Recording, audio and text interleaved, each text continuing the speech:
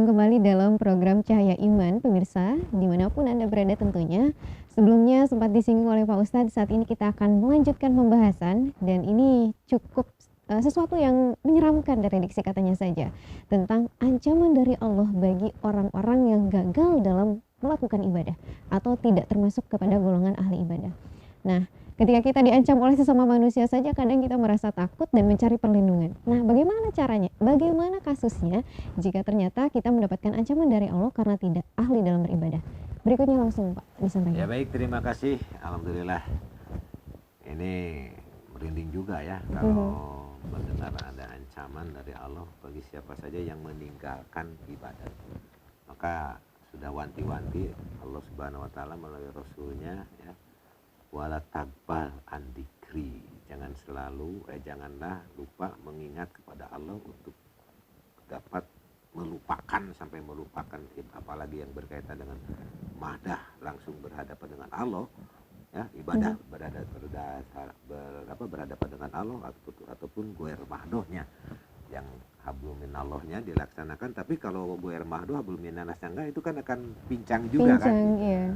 Banyak kedua-duanya. Ini ada ancaman bagi siapa saja yang dia dekat dengan Allah tapi tidak dekat dengan manusia. Dia dekat dengan manusia tapi tidak dekat dengan Allah. Atau dia dua-duanya. Maka dia ancaman bagi siapa saja. Wala tagbal andikri, yang meninggalkan mengingat Allah, yang meninggalkan ibadah akan diancam 4. Ya. Yang pertama ancamannya sebaliknya dari tadi, amla kolbaka pakron. Nah, sekarang gitu. Kalau orang ahli ibadah, amla kolbaka gina.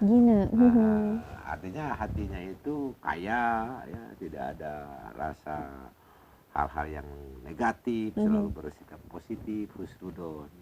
Nah, orang yang meninggalkan ibadah, yang meninggalkan dzikir kepada Allah, amla kolbaka pakron, hatinya sempit, takir, sengsara, ya.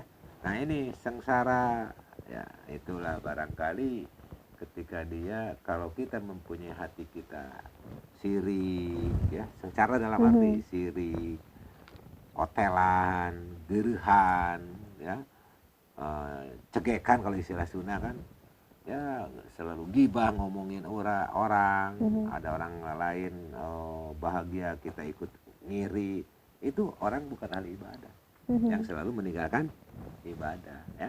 Nah, jadi ancamannya itu Allah akan memberikan itu, amla kolbaka pakron, ya, artinya hatinya itu miskin, hatinya itu sempit, hatinya itu selalu ya kotor gitu kan, tidak bersih, selalu ada fitnah, selalu ada ghibah, selalu ya hatinya itu selalu hal-hal yang ada keburukan apapun di hati, kumplit bagi orang yang bukan ahli ibadah. Maka di sini kata Rasul, amla kolbaka pakron, akan diberikan hati yang sempit, akan diberikan hati yang picik, akan diberikan hati yang sirik, sipidik dan sebagainya, ada di dalam orang yang meninggalkan ibadah. Itu yang pertama. Kemudian selanjutnya yang kedua, orang yang meninggalkan ibadah kepada Allah, ini yang paling rusak. Kalau tadi hatinya pakir, ya, di sini yang paling ngeri, wabadanaka ta'bau wa nasoba. Nah, ini yang paling ngeri. Tidak dulu paling ngeri lah. Soalnya nanti ada yang lebih ngeri lagi. Yeah. Ada yang lebih lagi. Tidak, ini masih dua, masih level biasa nih. Masih level biasa. Belum keempat. Belum ketiga, belum keempat. Yang kedua ini wabadanaka ta'ba wa nasoba. Dia akan diberikan suatu ujian, ya. Kalau kita ujian, orang jarang ibadah, orang meninggalkan ibadah itu akan tik-tik berat. Tahu nih tik-tik berat kalau istilahnya, diberikan sakit, badannya itu sakit. Kalau bahasa Sunda ririwit gitu ya Pak. Kalau bahasa Sunda ya titik berat atau ririwit. Itu orang yang selalu ririwit terus. Makanya kita ketika ada sakit itu wajib disyukuri ketika sembuh, ya. Kalau kita bertafakur, kalau kita mengoreksi diri, pernahkah Pak Mirsa sakit perut atau sakit kepala, ya sakit kepala aja yang sering, ya. Kita habis kecapean sakit kepala. Ketika sakit kepala dia beli obat, padahal yang menyembuhkan Allah. Yeah. Ketika disembuhkan oleh Allah, ya masih untung dia mengucapkan alhamdulillah, ya sakit sembuh gitu kan. Masih untung alhamdulillah. Ya. Yang lebih bagusnya bukan hanya mengucapin alhamdulillah. Ketika kita sakit kepala kemudian sembuh, alhamdulillah. Pernahkah kita bersujud syukur bahwa Allah telah menyembuhkan sakit kita? Saya kira barang jarang ya. Kemungkinannya kecil, 1001. 1001 ya. 1001. Apalagi yang sakitnya parah.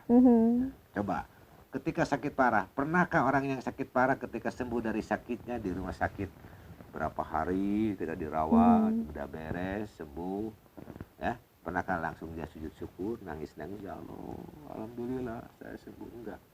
Yang ada dalam pikirannya malah Dalam langsung pikirnya, bisa ke rumah, bisa Bisa jalan-jalan. ke rumah, akhirnya saya mau bersyukur, ngundang masyarakat, Iya. bagus, Iya. bagus, ngundang apa? Syukuran, saya kemarin sakit, kasih makan. Ujung-ujungnya dia pengen kepuji. Iya. Nah, Konteksnya jadi berbeda. Konteksnya gitu berbeda lagi. Nah itu ya. Maka di sini bagi orang yang meninggalkan ibadah, ancaman yang kedua ya, di samping amlaqal baka pakroh, hatinya sempit, dia akan diberikan ujian juga, diancaman oleh Allah. Jangan salah, jangan menyalahkan Allah ya. Kamu akan diberi ujian dulu. Sakit sembuh, sakit sembuh, sakit sembuh. Kenapa? Dia tidak pernah bersyukur. Apalagi dalam kaitan dengan ibadah. Jarang ibadah dan sebagainya, sakit, dia tidak menyadari bahwa itu adalah suatu ujian ya dari Allah Subhanahu wa taala. Maka ketika sembuh wajib dia bersyukur, dalam arti ya sujud syukur.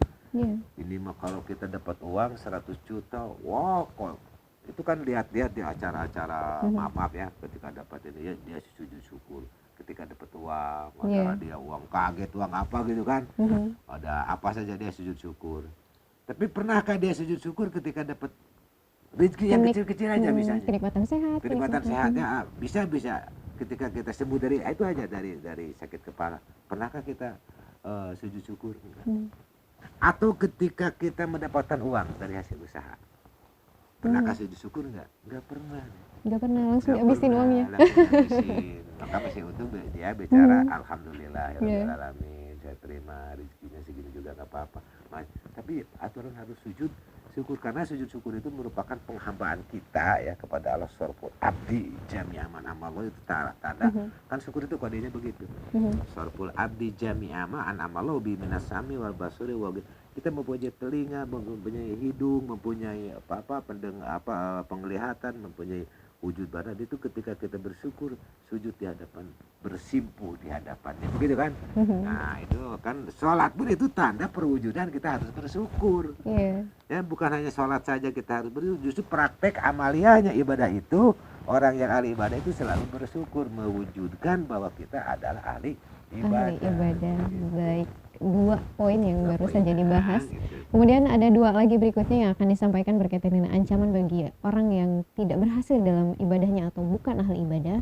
Tetapi ada yang menarik ketika poin sehat atau sakit. Ketika sembuh biasanya yang lebih bagus tadi menurut Bapak mengucapkan syukur alhamdulillah dan sujud syukur lebih bagusnya. Tetapi ada yang lebih parah Pak. Ketika sudah sembuh itu bukan bersyukur kepada Allah, tapi bersyukur karena obat itu yang menyembuhkan. Karena obat itu yang lebih salah. Jadi lagi. obatnya yang dijadikan hal yang disyukuri bukan Allah. Mungkin berikutnya kita akan lebih mengetahui lagi poin ketiga dan keempat, tetap di Cahaya Iman.